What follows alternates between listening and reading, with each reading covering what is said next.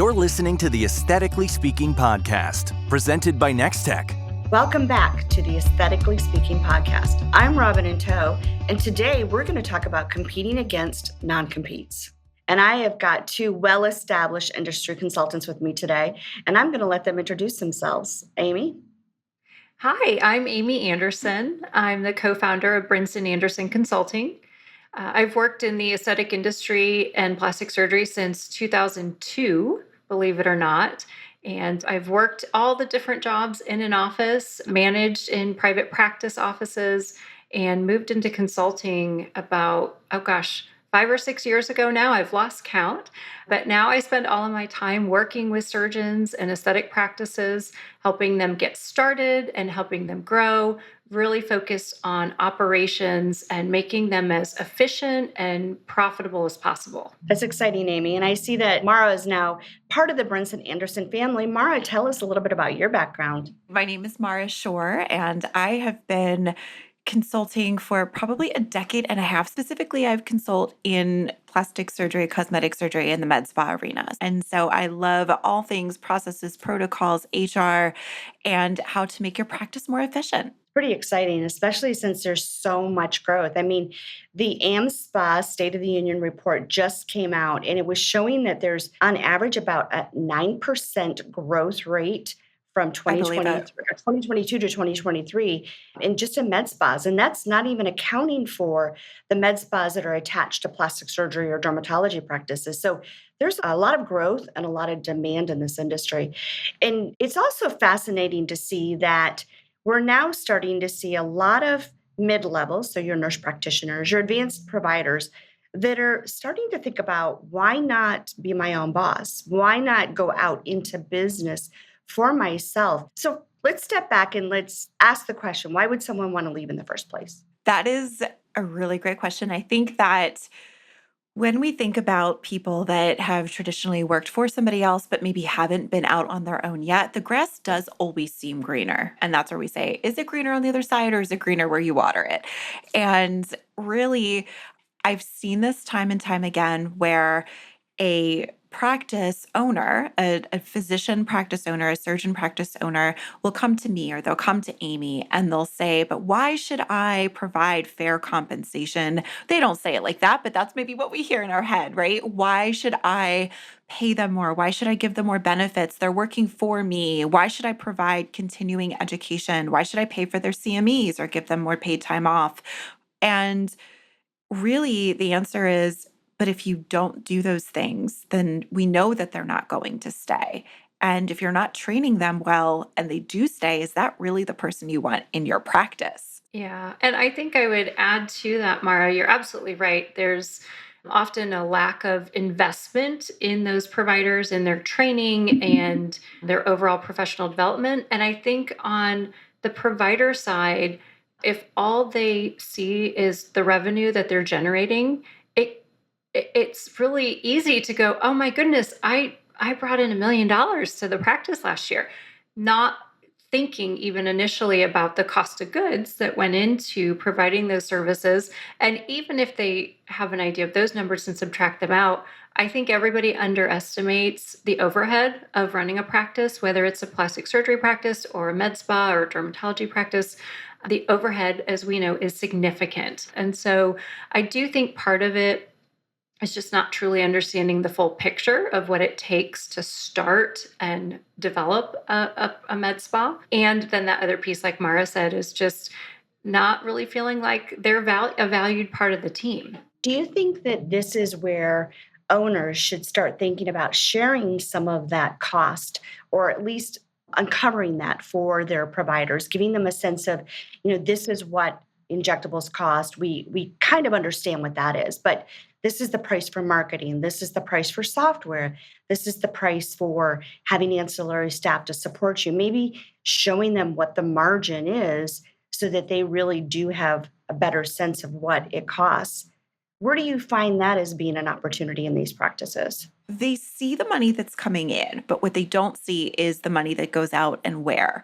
And so I do think that to have that understanding of not just necessarily even when it comes to this is what a marketing contract is per month, and this is what it costs just to host our website, but this is what it's costing us in SEO, and that isn't even including a pay-per-click campaign that you're likely going to need when you first do go out on your own. Yeah, I think that one of the things that I also noticed in the AmSpa report was the number of businesses that are opening in the med spa space that are not even people that actually understand this space.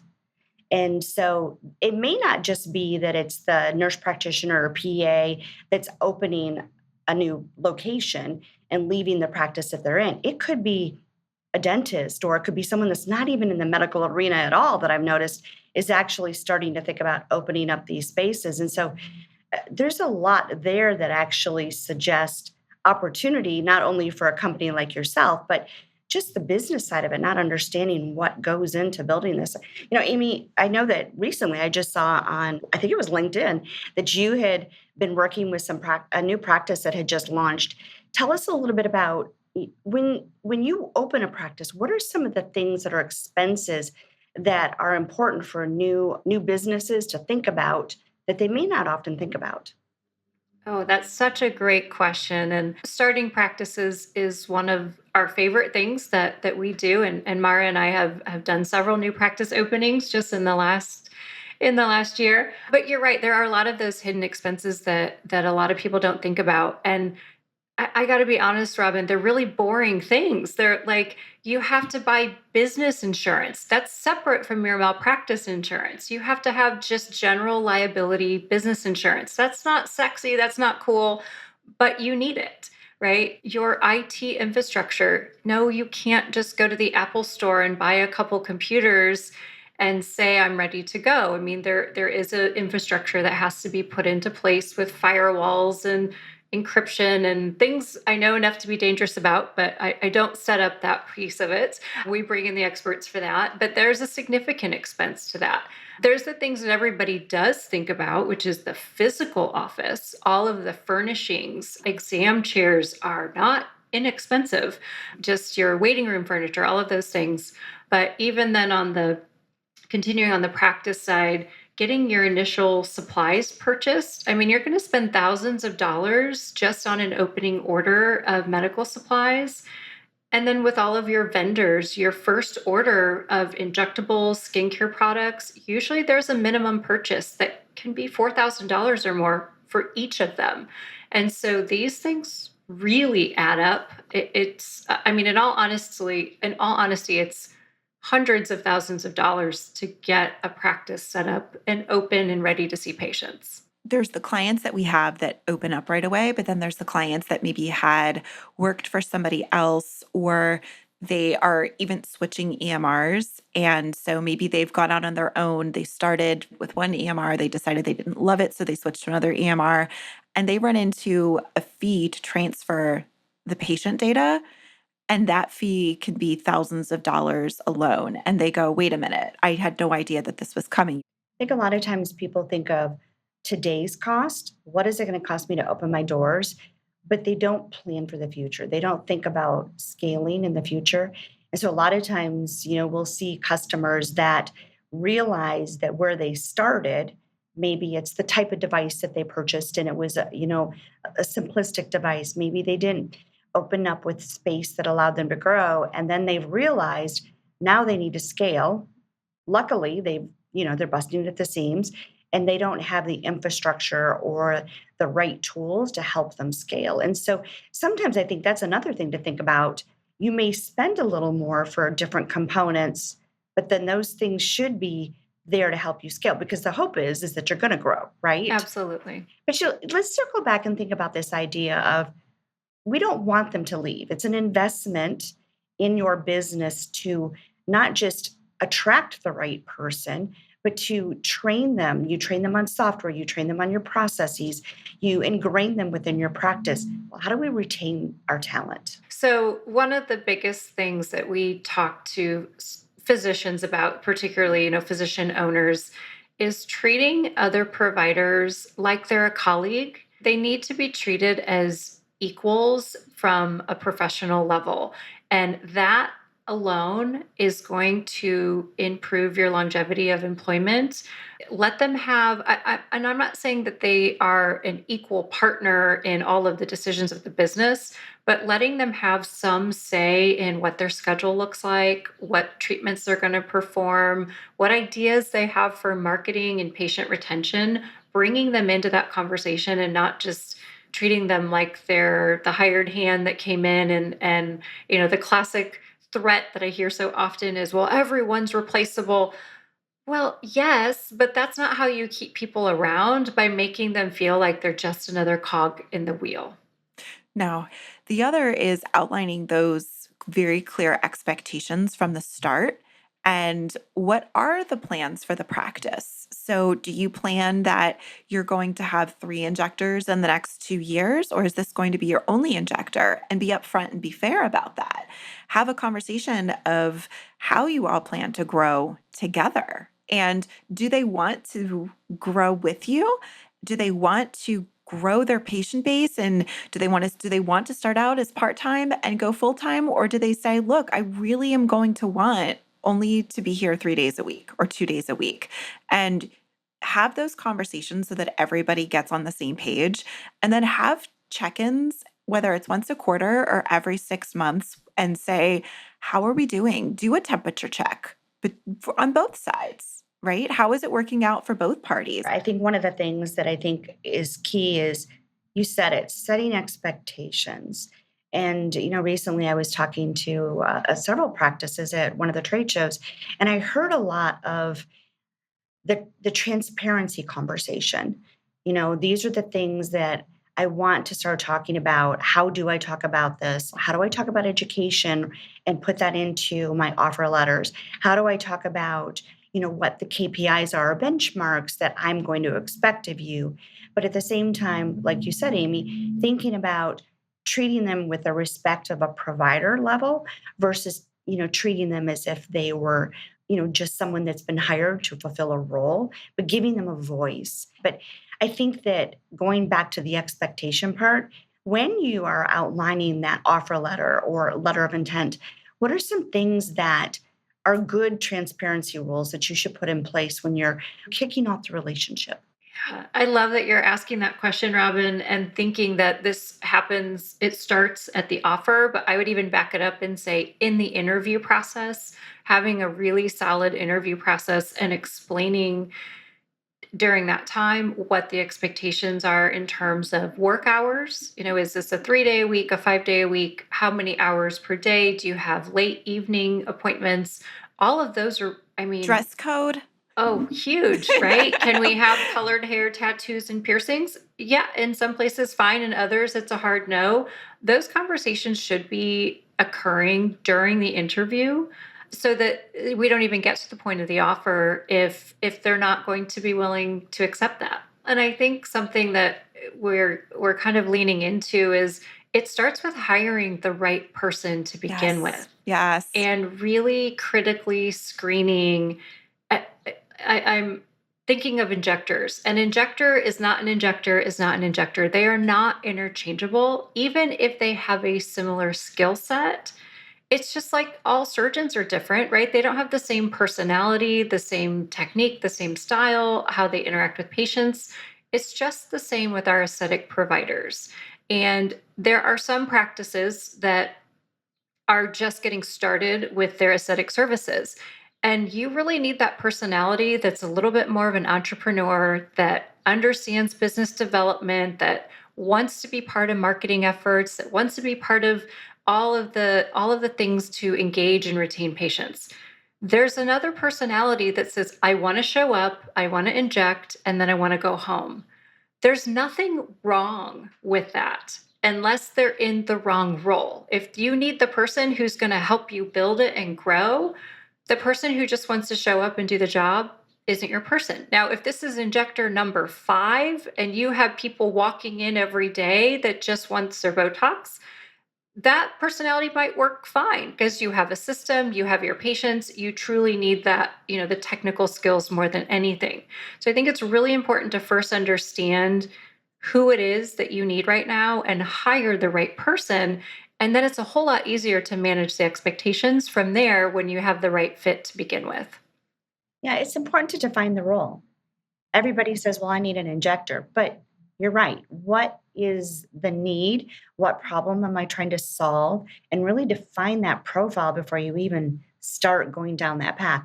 Let's talk about education. I mean, education is important in this role and it's an investment. How do you see that as being handled when someone does leave, or even when you're setting the stage, setting those good expectations at the beginning? I think that you always want to, whenever you have employee turnover, you want to take a beat and look at why. Why did that person leave? And not just necessarily for that individual, but you want to look at any patterns of people leaving their positions within your practice because you want to look for commonalities there too. Because if you have one person that had been there and they were there for 5 years or 10 years and their significant other was transferred out of state, that's a one off, right? But if you look in your practice and say, nobody has made it past 6 months, we want to look at why and what is it that we need to change. Do you generally think that it's a great idea to have people shadow to understand what the business really looks like? If you think they're a good candidate, but also giving them an opportunity to see what they might be getting into. I've heard physicians talk and they've used that as a technique. Mhm. Absolutely. It's baked into most of our hiring processes to bring in that candidate. And there's a couple of reasons. Yeah, I want them, the candidate, to see what an actual day looks like. And I'm not saying they're there all day, but to see what your normal flow looks like and your clientele, what the technology we're using, what our workflows are. And it's also a great opportunity for the rest of your team to get eyes on this person to see and are they scrolling on their phone half of the time that they're there? Are they telling stories about the wild night they had last weekend that's, just a little distasteful for an interview process? There is so much that happens and so much talk that is shared amongst other potential coworkers that don't necessarily come up with the manager or owner in the interview. And so we learn so much information from an hour or two of shadowing in the office. Let's talk about the retention part of this a little bit. You know, so you've had them, you've hired them, you've got them in the door, they're here. What are some things that really can differentiate a practice, not just from how they market outside the practice, but how they really maintain and retain staff, especially those providers? I think that one of the top issues I see right now is that communication is a key factor. And I think that really establishing solid lines of communication, protocols for how you communicate what, and really establishing just everything surrounding like who's talking to who about what, who reports to whom in the practice. Yeah, I think that one-on-ones are something that practices don't really practice. I don't think that they define a true time to sit down with each of the staff members and really engage with them on what's going on. And I think it provides opportunity for people to really have a focused time to commit to career pathing, giving feedback, and really helping people, flourish in their role, but make them feel like they're an individual and that you care. Career pathing is important today, and we hire them and never think about, well, what's next for them? What do they want? Because I think that's a lot of times where we get into the habit of seeing them leave because we never listened to the fact that they needed more to advance themselves.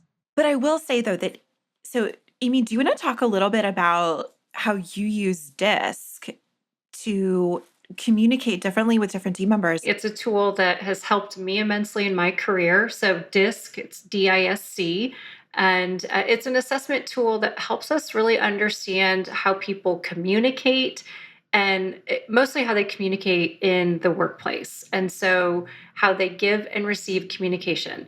And we all, if we go through all the four examples, we specific people will come to mind. You have your very direct communicators who are just super blunt, going to say it like it is, maybe even to the point of being offensive, even if they don't mean it.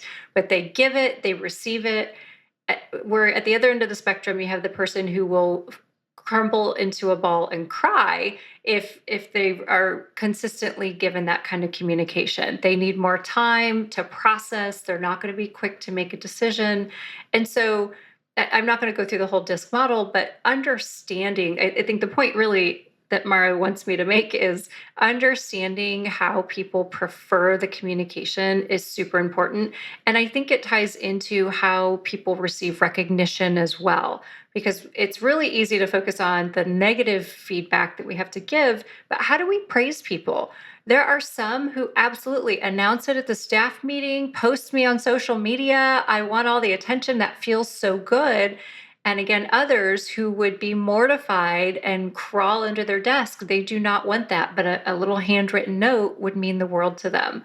And so all of this comes around to knowing your employees, knowing what makes them tick, and how to best motivate them. And the employers that pay attention to that truly do have employees that stay around a lot longer. It's really defining a culture, but It then is. just making sure that you're treating your staff like the individuals and recognizing their strengths and their weaknesses and helping to coach them and cultivate that. I think there's so much there that's important. And a lot of times, providers want to either be in the OR, they want to see patients, or they want to focus on what they love doing. They don't want to focus on the administrative part. They don't want to handhold. They don't want to feel like, oh, now I've got to just, micromanage the process because, there's effort that goes into building and coaching and cultivating a really great team. And I think that those practices that do that, we see over and over again, where they actually have, you'll go into these practices and you'll hear things like, yeah, my esthetician's been here for 15 years. That's huge success for that practice. It Massive. speaks volumes. And that's what a practice should be striving for. And that actually is starting to differentiate practices. And practices are thinking, how do I differentiate myself? Well, they should start thinking about my staff are one of the ways that I could differentiate myself. So I know, we think a lot about my staff will leave me, but a lot of times they're not investing in. You guys have spoken about a lot of great, great things. Let's pivot a little bit. When we think about staff leaving, what are some things that practices should be doing to protect themselves? Because it's going to happen. People eventually will go. And, it doesn't always have to be a bad breakup. It could be that they've understood that this is going to happen, but you still need to protect the practice. What are some things that practices should be thinking about as they look at their own business and think about, how they keep the securities in place?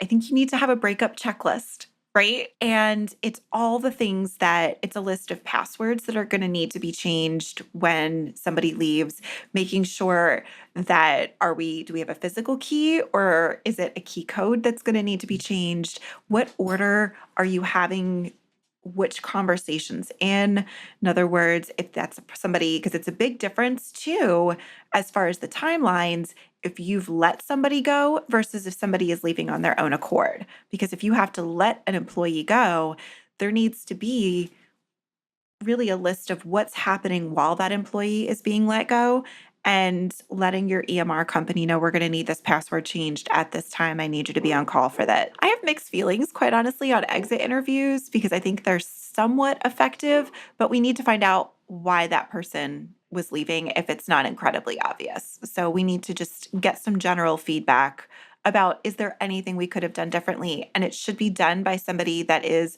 maybe one step removed from the situation if there was a situation. Mhm. I love that, Mara. For sure, that checklist instead of termination checklists, I really like breakup checklists. But if we take a step backwards prior to that termination, limitations on software in terms of who has the ability to export the entire patient list, Oh, right? that's a Our good one. names and contact information. If somebody's planning to leave and they have access, why wouldn't they? I shouldn't say that, but like they could take a download of all of the patient information with them. So checking permissions and making sure that that is locked down And there Before they isn't leave. before they leave. Like, Yeah. and so this is just like a Day normal one. everyday. It Day should be Yes. one. Yes. Not Yes. even the month before. It should be day one. Day one. Correct. Yeah. Correct. Another important feature that we talk about, or not even a feature, but expectation, is how providers are communicating with their patients. We want them communicating between appointments in a HIPAA compliant, secure way, not texting on their personal device. And this happens all of the time, you guys.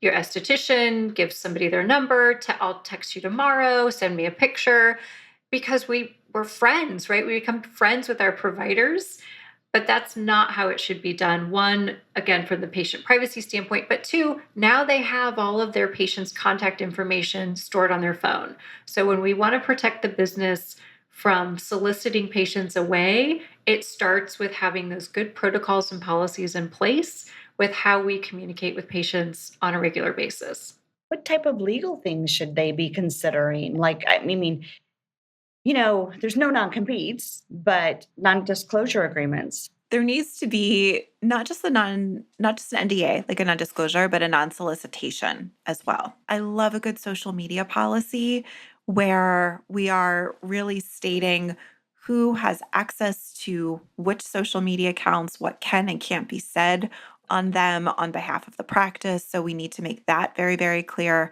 as well. And gosh, Amy, do you want to talk a little bit about what to include in your photography consent so that you to keep the the legals at bay?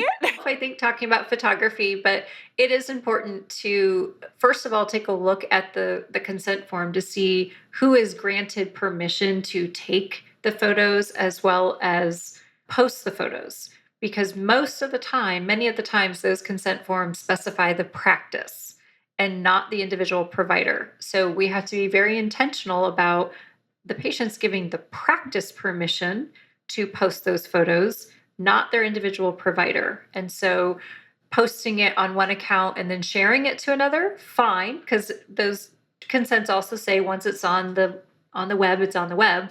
But it does come a topic of conversation when the provider leaves and wants to take their photos with them. And that, I would say, definitely have your attorney look at the consent form to make sure it says what you think it says, to make sure you're protected. And I would say making sure that your paperwork, as far as the offer letter paperwork, any onboarding paperwork, really should be reviewed initially by an attorney. I'm not saying anytime you ever hire anybody, but I'm saying when you're setting up your practice, you don't want to start putting things in an offer letter that should perhaps be in a contract, things in a contract that would only be in an offer letter, and making sure that you're not trying to hold them to something that they're not able to be held to in the long run. But I think if we bring this back around to the non-compete Yes. conversation, which is what generated this whole topic, is, and we have to just say that even if the non-compete is unenforceable, non-disclosure, non-solicitation still stands.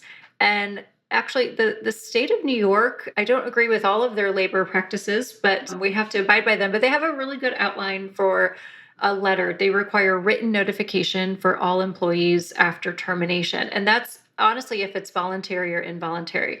But one of the elements on it, and this is on their state website, is a statement about reminding them of any things they are continued to be bound by after termination. And so that includes, you're still bound by patient privacy laws, your non-disclosure, and your non-solicitation. So I think just that reminder at that time that we're ending the relationship, so there's no confusion. But I still want to end things on the high note of, I really want to make this a practice that people don't want to leave, that we're not so focused and so worried about, oh my goodness, we no longer have non-competes. What are we going to do? How do we protect ourselves from people going right across the street and competing? And the answer just always is, make it a place they never want to leave, that it truly is so professionally fulfilling to work there and to be on your team, that there's just no reason to think about going elsewhere. I think the resounding message should be that non-competes really shouldn't ever have been an issue in the first place if you were really investing in your staff the right way. If you're thinking about celebrating the successes, retention measures, opportunity, learning how to really treat them like human beings and professionals and respecting them. There's a lot of things that that will be delivered from that, including a long-term path of success in the practice. Yes. Yes, yes, resounding yes. Couldn't agree more. And Amy and I will say, the two of us are incredibly positive human beings where, like, yes, we look at it of this is what you need to do if things go sideways and when things go wrong eventually. But our goal is always to protect and wrap everybody in this happy bubble first, right? So before we close out, let's tell people where they can find you, find out more information about your firm, and specifically what kind of practices do you work with? Sounds like startup as well as existing practices. Just a little bit of info about that. Our website is BrinsonAnderson.com, and Mara and I and a few of our colleagues work exclusively with aesthetic practices. So that would be plastic surgeons, facial plastic surgeons, dermatologists, med spas that are all in the aesthetic sphere. We do work with practices that do insurance as well. So don't feel like you have to be all cosmetic. We'll be happy to work with you. The other arm of Brinson Anderson is focused on orthopedics and ENT practices. But all in all, we work with boutique, private practice, surgical, and aesthetic offices. And so we love a new practice startup, and we're hearing more and more that not a lot of consultants want to do that piece of it because it's a lot of work, but we have a lot of fun with it. So we have a page on our website with our super long, very detailed new practice startup checklist that we will give to you. It's a free download on our website. I found myself just giving it away anytime somebody called me, and I thought, I'll put it online because if you're thinking about starting a practice, it's all the steps you need to do. And most people look at it and say, wow, this is more than I thought. Can you help us? And the answer is yes. We would love to do that. And then as well as existing practices, if you're looking to add a provider, add a location, grow, we have several clients that are in talks with private equity or other MSOs that they're thinking of merging with. We can help you navigate through those transitions. And then even the practices that are end of career and talking about what's next. So really all stages of the business, we're there to help you make those decisions and navigate through them. And I will say we're on, and by we, I mean, Amy has done such a great job of making sure we're on all the socials. So you can find us on Facebook, LinkedIn, Instagram. Ladies, thank you so much for joining us today. For our aesthetically minded people that are out there listening today, Thanks for having us. Thanks for listening to Aesthetically Speaking, the podcast where beauty meets business, presented by Nextech. Follow and subscribe on Apple, Spotify, YouTube, or wherever you like to listen to podcasts. Links to the resources mentioned on this podcast are available in your show notes. For more information about Nextech, visit nextech.com, or to learn more about TouchMD, go to touchmd.com. Aesthetically Speaking is a production of The Axis, TheAxis.io.